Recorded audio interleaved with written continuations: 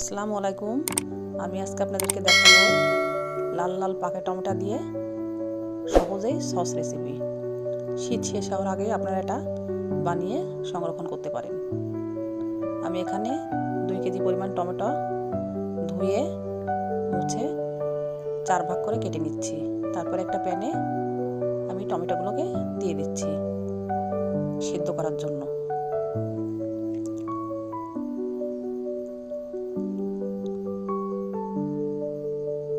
কোনো রকমের পানি ব্যবহার করার দরকার নাই। টমেটো থেকে যে পানিটা ছাড়বে এটা সিদ্ধ হয়ে যাবে। টমেটোর পানিতেই সিদ্ধ হয়ে যাবে। দেখেন কেমন নরম হয়ে এসেছে।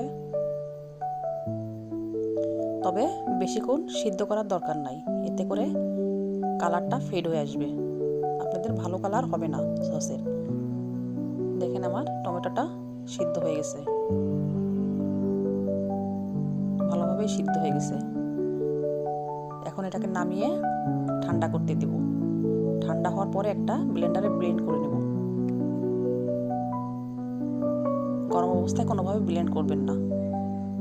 সম্পূর্ণ ঠান্ডা হওয়ার পরে ব্লেন্ড করে আমি একটা চালনিতে এইভাবে সেঁকে নিচ্ছি।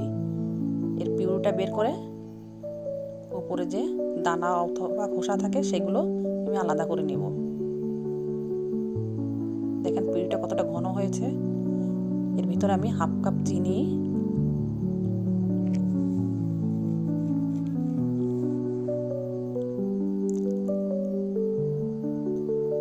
তারপর হাফ কাপ ভিনেগার দিয়ে নাড়া দিচ্ছি। বারবার নাড়া দিতে হবে। হাফ টেবিল স্পুন লাল মরিচের গুঁড়া দিয়ে খুব ভালোভাবে নাড়া দিতে হবে, তাহলে মরিচের গুঁড়াটা দলা পেকে যাবে। দেখেন আমার সসের কালারটা কত সুন্দর আসছে। সামান্য পরিমাণে লবণ। এটা বেশি জাল করা যাবে না, জাল করলে কালারটা এত সুন্দর থাকবে না।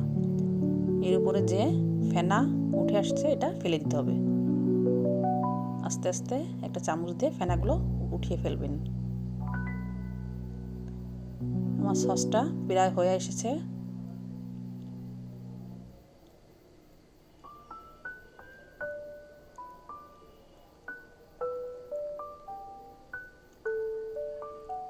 দেখেন কতটা ঘন হয়ে গেছে। এর থেকে আর বেশি ঘন করার দরকার নাই।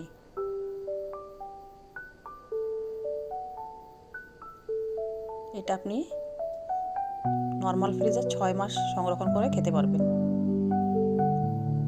এখন আমি কিছুটা 3 চামচের মতন